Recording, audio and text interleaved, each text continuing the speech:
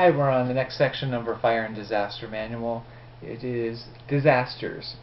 The first thing that's noted is the location of the disaster kit and emergency supplies.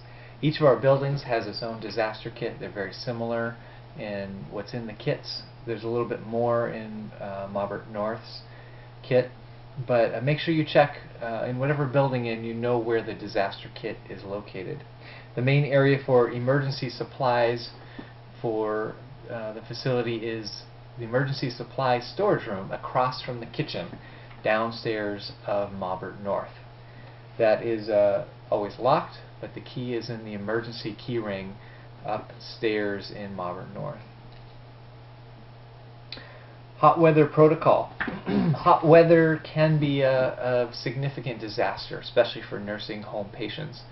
There are nursing home deaths on occasion because facilities didn't take care of cooling down patients fast enough, or call 911 when patients were getting severely overheated and dehydrated. So this is a reminder of what to do in case the overall weather gets really hot, especially if the air conditioning is not keeping the building cool enough. Power outage during a hot weather issue, that can happen because of too many air conditioners running. The next section is power outage protocol in general, whether it's hot weather or not. Power outage for a subacute facility like ours is very critical. We're running a lot of equipment. We've got a lot of subacute patients, so it's real important to know what to do with a power outage and how the generator works. And so here we go. With a power outage, the important thing to do is immediately check the patients.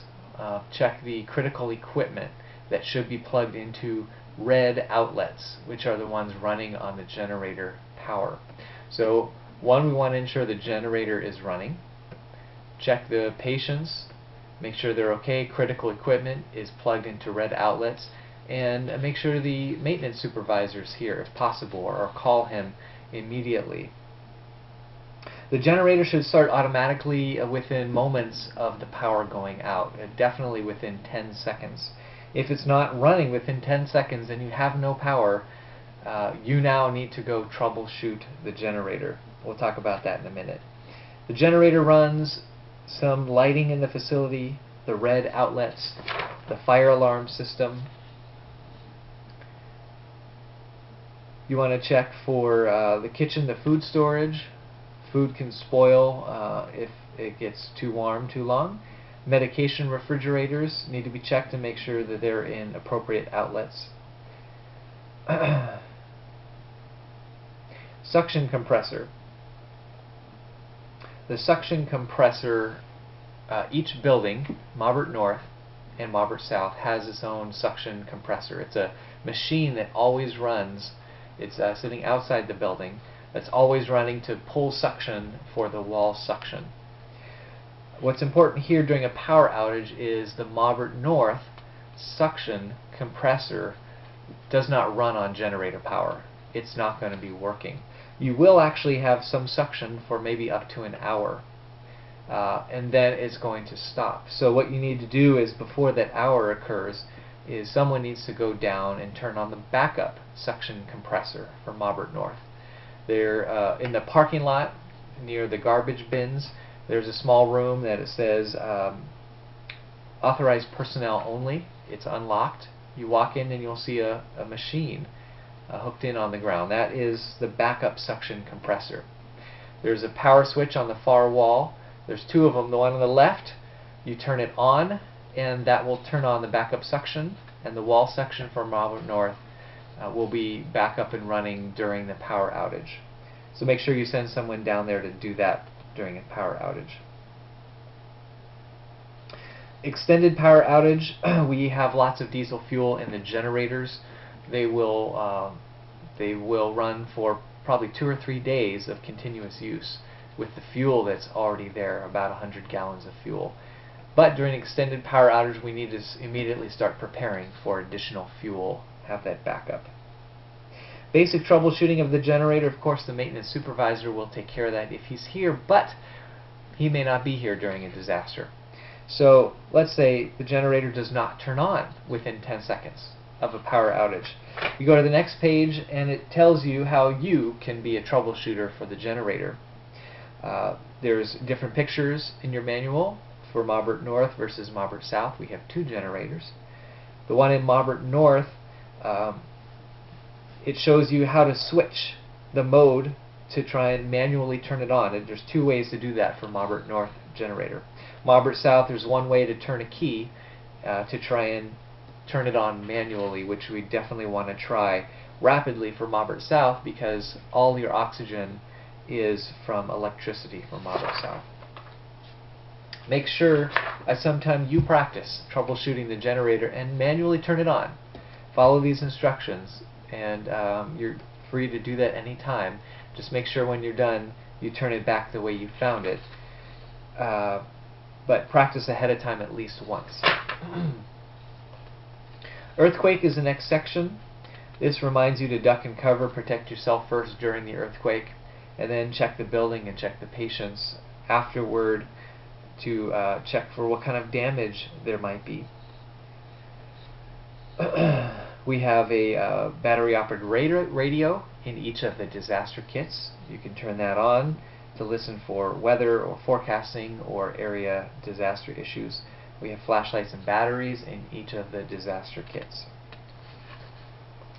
There are also there's a crowbar, a small crowbar in each disaster kit, because after an earthquake, doors are often get jammed shut. You may not be able to get into a door, maybe the medication room or central supply.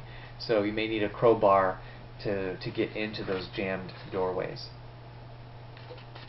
Next section is bomb threat, and it tells you if someone were to call in a bomb threat, how to handle that. A section on explosion, which is rapid combustion. Next section is on flooding. This is most likely not going to be an issue at All Saints because we're on a hill. There's a windstorm section. And then assignment of personnel for disaster. And the important part of this is introducing the concept of incident commander. An incident commander is the person in a big scale disaster. The incident commander is the person at the facility who has the top responsibility for what's going on overall at the facility. This tells you that the order it starts with the administrator, so if I am here, the administrator would be the incident commander. In the absence of the administrator, it goes to the DON. The DON's not here, the subacute manager. The subacute manager is not here, DSD. If not, it goes to charge nurse of Maubert North.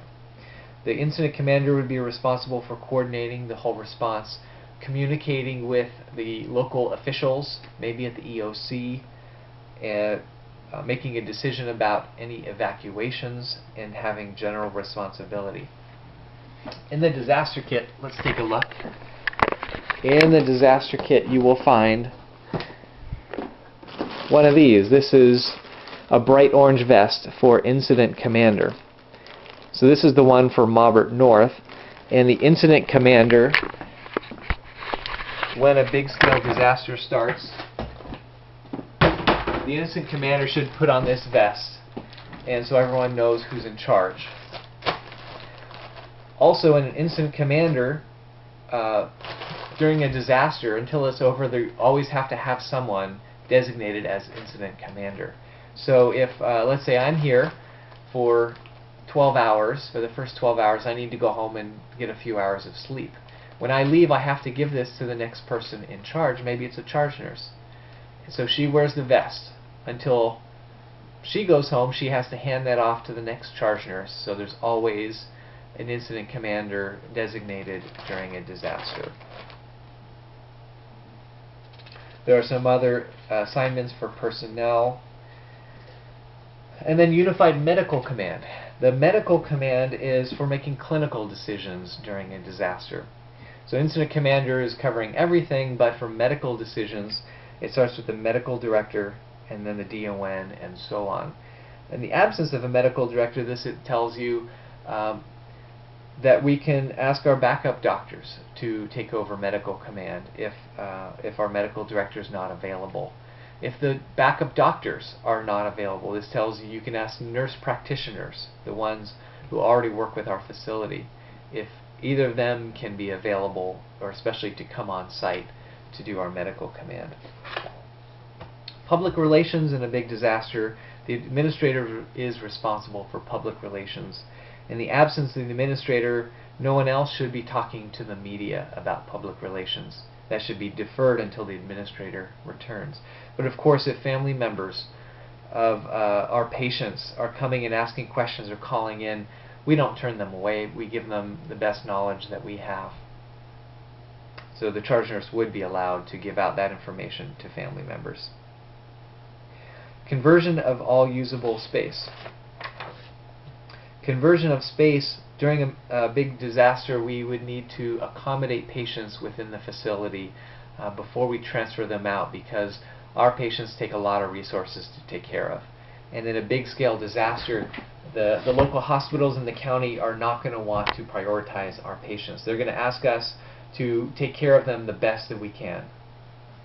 So to do that, we may have to shift patients around the facility. For example, if we have some damaged rooms in Maubert North, we could accommodate an additional patient in room 14 and room 21. In Maubert South, that would be the strongest building during a disaster. Maubert South would likely be the one that's going to take many of our subacute patients internally, transferring them over there to take care of. And this tells you, for Maubert South, our medical records office can actually accommodate up to about 3 patients. If we clear the space of the desk and some table and files, the medical records office downstairs has quite a few red plugs. It has running water, and we could set up patients there temporarily with some staff. Mono patients, if we had to transfer them within the facility, a good place to take them would be the gym downstairs in Maubert South. And or if we had to accommodate more patients in mono, we could set up temporary beds in the dining common area of mono. Disaster to be continued.